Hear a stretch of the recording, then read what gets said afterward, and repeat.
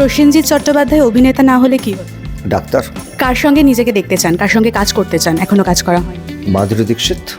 কাকাবাবু ছাড়া যদি ছোটদের কোনো চরিত্রে আপনাকে কাজ করতে বলা হয়, আপনি কোন চরিত্রটা বাছবেন? টেনিদা করতে চাই। হাম্পিতে শুটিং করা কিন্তু ইজিপ্ট সাউথ আফ্রিকার থেকেও শক্ত, কারণ যেহেতু ক্রাচটা শুধু হাঁটা তো নয়, আসলে ক্রাচ নিয়ে পাহাড়ে উঠেছি, হিমালয় মানে বরফে হেঁটেছি।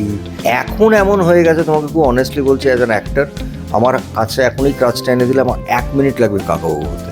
প্রসেনজিৎ চট্টোপাধ্যায়কে স্টেজে কবে দেখতে পাবেন? আমি চেষ্টা করছি এই বছর না হলেও পরের বছর একটা থিয়েটার করার। অভিনেতা প্রসেনজিৎ চট্টোপাধ্যায়ের কোনো আক্ষেপ আছে? ওটা যেদিন নষ্ট হয়ে যাবে সেদিন আমি তোমাদের ডেকে বলে দেবো আমি আর কাজ করছি। জীবনকে যদি রিওয়াইন্ড করার সুযোগ পান, কোন কাজটা ঝটপট ছেড়ে ফেলবেন আর ফেলে রাখবেন না? একটা সুন্দর বাড়ি, একটা দারুণ গাড়ি মাকে দিতে চাই, যেটা দিতে পারি।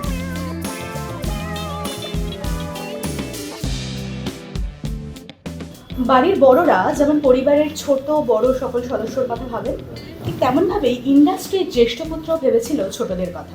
যেমন ভাবনা তেমন কাজ, তিনি নিজে কথা বলেন সাহিত্যিক সুনীল গঙ্গোপাধ্যায়ের সঙ্গে। আর তার পরেরটা সকলেরই জানা, মিশর রহস্য ইয়েতি অভিযানের পর কাকাবাবুর প্রত্যাবর্তন। আর এবার কাকাবাবু যাবেন বিজয়নগরের হিরে খুঁজতে। যাত্রাটা কেমন ছিল, অভিজ্ঞতা কেমন, শুনবো কাকাবাবুর কাছ থেকে। আজকে আমাদের সঙ্গে রয়েছেন ইন্ডাস্ট্রির জ্যেষ্ঠ পুত্র কাকাবাবু প্রসেনজিৎ চট্টোপাধ্যায়। দাদা, আপনাকে টাইমস নাও খবরে স্বাগত। Thank you. প্রথমেই শুনবো যে সৃজিত মুখোপাধ্যায়ের কাকাবাবু থেকে চন্দ্রাশিসের কাকাবাবু কতটা আলাদা, অভিজ্ঞতা কেমন হলো?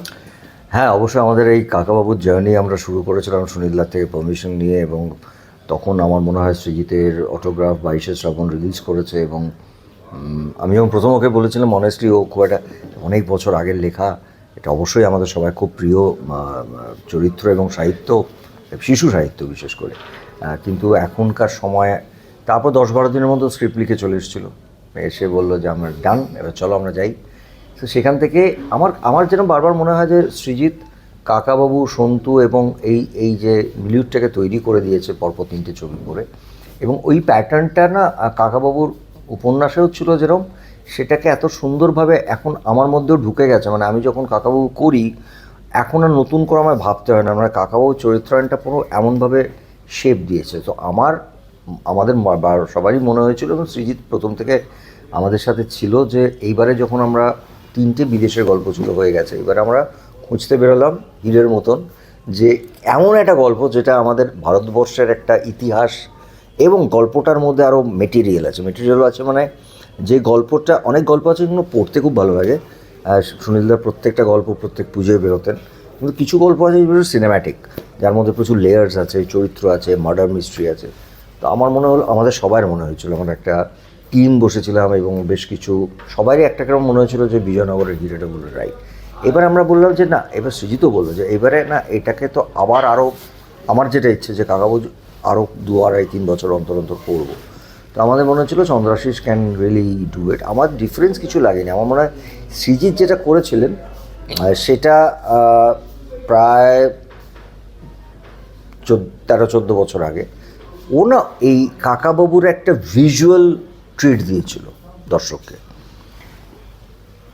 চন্দ্রাশিস ভিজুয়াল ট্রিটটার সঙ্গে যেটাকে একটা লেয়ার অ্যাড করেছে, যার মধ্যে অনেকটা কি বলবো, চরিত্রগুণ বা ছবিটা দেখলেই বুঝতে পারবে অনেকটা বেশি হিউম্যান এই জায়গাটা তৈরি হচ্ছে। এবং আমরা আগের কাকাবাবুতে কখনোই জোজোকে ফেরত মানে আনতে পারিনি। জোজো একটা ভীষণই কী বলবো, একটা মজার চরিত্র, সন্তুর বন্ধু, সেই চরিত্রটাকে ফিরিয়ে আনা হয়েছে।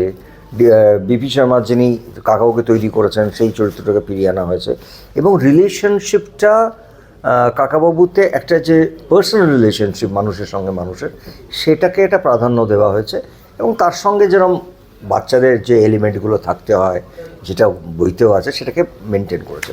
আমার মনে হয় director wise Srijit is an experience director, but Chandrashis আজকের প্রজন্ম এবং আজকের প্রজন্মদের যেটা থাকে প্রথম একটা বড় কাজ, সেটাকে একটা কোথাও খিদেটাও আছে, সেই খিদে দিয়ে he had really tried his best, এবং আমার এন্টায়ার টিম দারুণ ছিল আমাদের।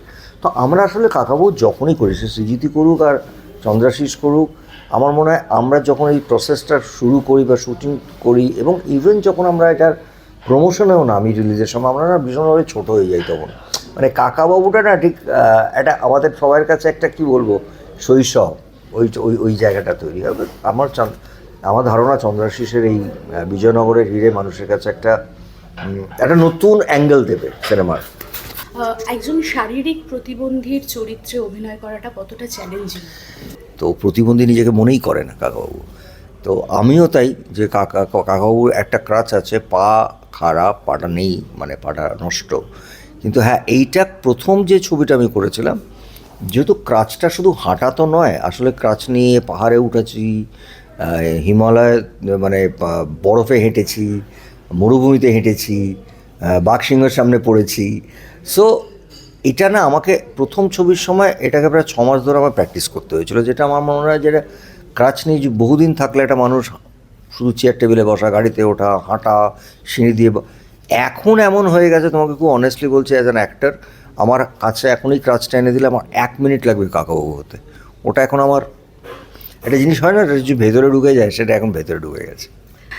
কাকাবাবু ছাড়া যদি ছোটদের কোনো চরিত্রে আপনাকে কাজ করতে বলা হয়, আপনি কোন চরিত্রটা বাছবেন? ছোটদের কোনো একটি চরিত্র যদি আমাকে করতে বলা হয় এই মুহূর্তে ছোটদের জন্যে, আমি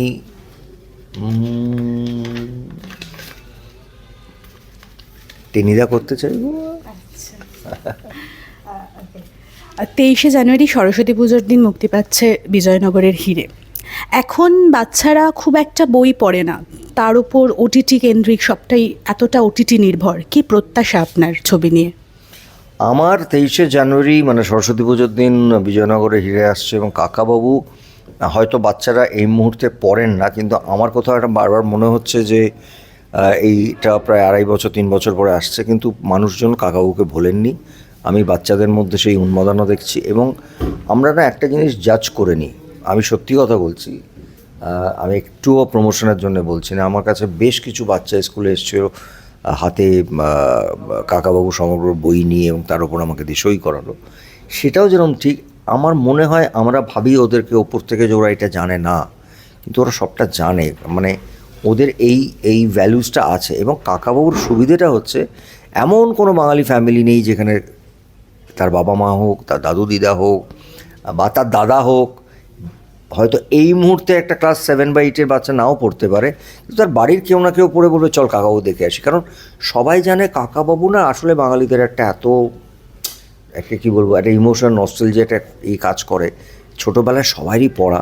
তো এইভাবে আমার মনে হয় সিনেমার মাধ্যমে না কাকাবাবু বা কাকাবাবুর মতন যে চরিত্রগুলো, সেইগুলোকে বোধহয় আমরা সিনেমার মাধ্যমেই বাঁচিয়ে রাখতে পারবো, এবং এটা প্রজন্মের পর প্রজন্ম আসবে। কারণ দেখো তো, আমাদের যখন মিশর রিলিজ করেছিল তার অনেক বছর পরে এসছে কিন্তু আমাদের লাস্ট ছবিটা, তাই না? কিন্তু হ্যাঁ, তাহলে এই 13 থেকে কিন্তু 3টে ছবিই মানুষ দেখেছিলেন। তার মানে কি, এটা না একটা কীরকম, তারা হয়তো বড় হয়ে যাচ্ছে, তারপরে যারা বাচ্চা তারাও আবার এইটাকে না এটা রোটেশনের মতো। হ্যাঁ, একদম। আচ্ছা, শুটিংয়ের অভিজ্ঞতা, অন্ধ্রপ্রদেশে শুটিং হয়েছে, শুটিংয়ের অভিজ্ঞতা যদি একটু শেয়ার করেন। দেখো, হাম্পি ইটসেলফ একটা কী বলবো, একটা কালচারালি বলি বা একটা হিস্টোরিক্যালি বলি, এটা একটা দারুণ জায়গা, এবং এটা নিয়ে প্রচুর পড়াশোনা আছে, এখনও এই ইতিহাসটা নিয়ে ঘাঁটা হয়, এবং সেই ইতিহাসটা আছে বলেই বোধহয় সুনীলদা বিজয়নগর নিয়ে এই উপন্যাসটা লিখেছিলেন, মানে এই গল্পটা। বাট হাম্পিতে শুটিং করা কিন্তু ইজিপ্ট, সাউথ আফ্রিকার থেকেও শক্ত, কারণ এটা একটা আর্কিওলজি ডিপার্টমেন্টের আন্ডারে পড়ে, এবং এর যে নিয়ম কানুন আমি বলছি প্র্যাকটিক্যালি, লোকেশন ওয়াইজ তো আমরা শুটিংয়ের থেকে বেশি দেখছিলাম যে প্রত্যেকটা জায়গায় চোখ গেলেই একটা করে ইতিহাস বেরিয়ে আসছে, সেটা নিয়ে সেটা লেখা আছে অনেক কিছু, এবং ওখানে যেভাবে ওরা ন্যারেট করে, ওরা যেভাবে বলে ইতিহাসটা, সেটা ইটসেলফ একটা সিনেমার মতো। কিন্তু তার সঙ্গে সিনেমার শুটিং করার যে লজিস্টিক, সেটা নিয়ে অনেক সমস্যা আছে, কারণ জায়গাটা আর্কিওলজি ডিপার্টমেন্ট, এবং খুব কঠিনভাবে শুটিংগুলো আমাদের করতে হয়েছে। কিন্তু আমরা সিনেমার লোকজন আমরা অভ্যস্ত, সেটাকে পেরিয়ে, ওই অভিযান পেরিয়ে আমরা করে চলে এসেছি বিজয়নগরের হিরে। আচ্ছা, এবার একটু জিজ্ঞাসা করব, এত বছরের কেরিয়ার, এত সাফল্য, মানুষের ভালোবাসা, অভিনেতা প্রসেনজিৎ চট্টোপাধ্যায়ের কোনো আক্ষেপ আছে? দেখো, আমার মনে হয় পৃথিবীতে যে কোনো মানুষের মানে সে সাকসেস পান কি না পান, এইগুলো না একদম তো আমাদের হাতে নয়, এটা তো একটা ফেট। কিন্তু মানুষের না প্রত্যেকেরই একটা না একটা কোথাও মনে হয় যে এতটা করলাম বা এটা করলাম, এটা হলো না। আক্ষেপ তো মানুষের জীবনে থাকবেই। কিন্তু আমি না, মানে ব্যক্তিগত মানুষ হিসেবে আমি বলছি, আমি একটা জিনিস অনেক ছোটোবেলার থেকে ভেবে নিয়েছিলাম আমার মনে, যে আমি যেটা পাচ্ছি, আমি নিজেকে প্রশ্ন করি আমি কি এটা পাওয়ার যোগ্য, তাহলে আর কোনো আক্ষেপ থাকবে না। যেটা দিচ্ছেন ভগবান বা যেটা দিচ্ছেন ঈশ্বর বা আমার মার আশীর্বাদ, দর্শকের ভালোবাসা, এটা আমি অনেক বেশি পাচ্ছি। আমি হয়তো এটা যোগ্য না, আমার থেকে অনেক বেশি যোগ্য মানুষ আমার পাশেই হয়তো কোথাও ঘুরে বেড়াচ্ছেন। তো it's just not me, it's lot of peoples blessings, love. So I am very happy what I am getting বা whatever I have achieved. 400টারও বেশি সিনেমা করে ফেলেছেন, এখনও ছবি মুক্তির আগে ভয় লাগে, টেনশন? ওটা তো স্কুলের পরীক্ষার মতন, ওটা একদম, ওটা যেদিন নষ্ট হয়ে যাবে সেদিন আমি তোমাদের ডেকে বলে দেবো আমি আর কাজ করছি না। ওই শুটিংয়ের সকালটাতেও আমার একই জিনিস হয়। আমার মনে হয় আজকে আমার প্রথম শুটিং করতে যাচ্ছি। স্টার্ট সাউন্ড ক্যামেরাটা শুনলে আমার আজও বাড়ে, নিউজ চ্যানেলেও বসলেও আমার আগে দুবার একটু ভাবতে হয়। তো মানে আমার কাছে ক্যামেরা, এটা মানে ক্যামেরা বা ক্যামেরা লেন্সটা না একদম একটা অদ্ভুত, ওটা আমার কাছে একটা মানে সেই কি বলবো, মানে মন্দিরে যাওয়ার মতন, মানে ইটস লাইক পারবো তো কারেক্টটা হবে তো, মানে ওইটা আমার জীবনের প্রথম ছবি আর আজকের ছবি একই রকম। সেরকম রিলিজের সময় হয় টেনশন। ইন্ডাস্ট্রির জ্যেষ্ঠ পুত্রের দায়িত্ব কতটা বেড়েছে, কঠিন হয়েছে বলে মনে হয়? মানে মানে দায়িত্ব বলতে, দায়িত্ব is not a right word, but হ্যাঁ, মানে সবাই আমাকে কোথাও রেসপেক্ট করেন, ভালোবাসেন। জ্যেষ্ঠ পুত্র হিসেবে আমাকে না দেখলেও কেউ বন্ধু হিসেবে দেখেন, কেউ দাদার মতন দেখেন, তারা আমাকে অসম্ভব ভালোবাসে এবং আমি ব্লেসড। এবং আমি সচরাচর কাউকে কী হয়, মানুষ না আমাদের প্রত্যেকের জীবনে একটা ওই যাত্রাতে ছোট ছোট ছোট ছোট তুমি দেখবে ব্রিজের মতন আপস অ্যান্ড ডাউন থাকবে। সেইখানটা বোধহয় আমি আমার অভিজ্ঞতা, জীবনের অভিজ্ঞতাটার থেকে তাদেরকে কখনো কখনো কিছু কথা বলি, সেটার থেকে তারা, এবং সেটা আমি খুব একটা ভুল কথা, অন্যায় কথা বলি না। তাদের এই বিশ্বাসটা জন্মেছে যে এই লোকটার কাছে গেলে ওপেন আপ করা যায়, এই লোকটা চা কফি খাবে, আড্ডা মারবে, আড্ডার মধ্যেও একটা কিছু বলবে যেটাতে আমি আবার এনার্জি পাবো। আই থিঙ্ক এটা ফ্যামিলিতে একটা কেউ বড় থাকলেও যেটা করে আমি সেটাই করি, নাথিং গ্রেট। এখন ইন্ডাস্ট্রির যা অবস্থা বা যেই জায়গায় ইন্ডাস্ট্রি দাঁড়িয়ে আছে, ইন্ডাস্ট্রিকে নিয়ে ইন্ডাস্ট্রি কি খুশি?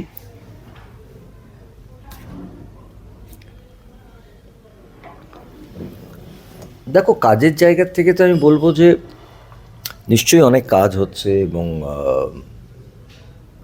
ছবি ব্যবসাও করছে, ছবি পৌঁছাচ্ছে অনেক মানুষের কাছে। এবং আমার কাছে যেটা খুব প্লাস পয়েন্ট লাগছে যে বেশ কিছু হল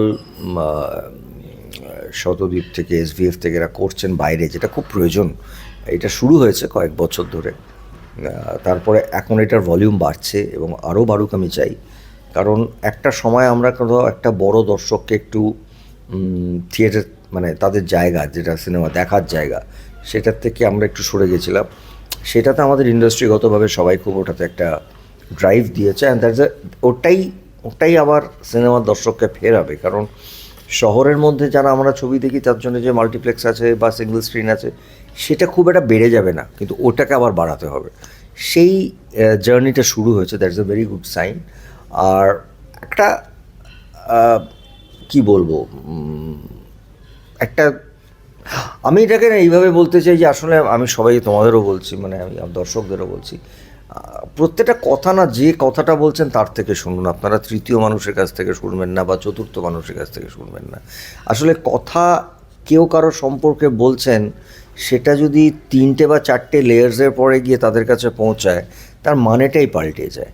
আমার একটাই রিকোয়েস্ট, আমি সোশ্যাল মিডিয়াকে একেবারে ডিনাই করছি না, কিন্তু যারা যেটা বলছেন তাদের থেকে ডিরেক্টলি শুনে আপনারা জাজ করুন বা আপনাদের যেটা বলার সেটা বলুন। বাট একটা জিনিসের মানেটা আলাদা হয়ে যায় তো।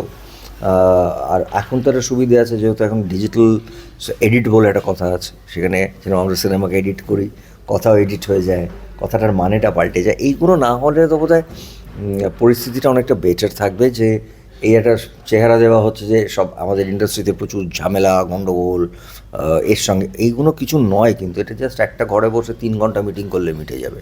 এবার আমার এরকম প্রচুর জীবনের অভিজ্ঞতা হয়েছে, কিন্তু তার আগেই আসলে কি আগুন লাগার আগেই আগুন লাগিয়ে দিচ্ছে মানুষজন, সেটা নিয়ে আমার একটু বক্তব্য আছে যে এতটা নয়, এরকম নয়, যেটা নিয়ে যতটা বলা হচ্ছে ওরকম নয়। আপনি বলেছিলেন, কালকে সকালে আমি যদি সবাইকে ব্রেকফাস্টে রাখি সবাই চলে আসবে।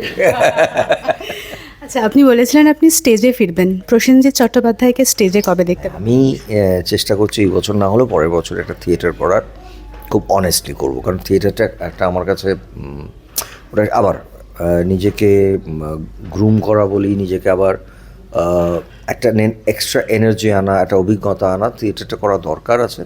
আমি চেষ্টা করছি একটা এই বছর থেকে শুরু করবো, যাতে নেক্সট ইয়ার আমি একটা থিয়েটার করতে পারি সিরিয়াসলি।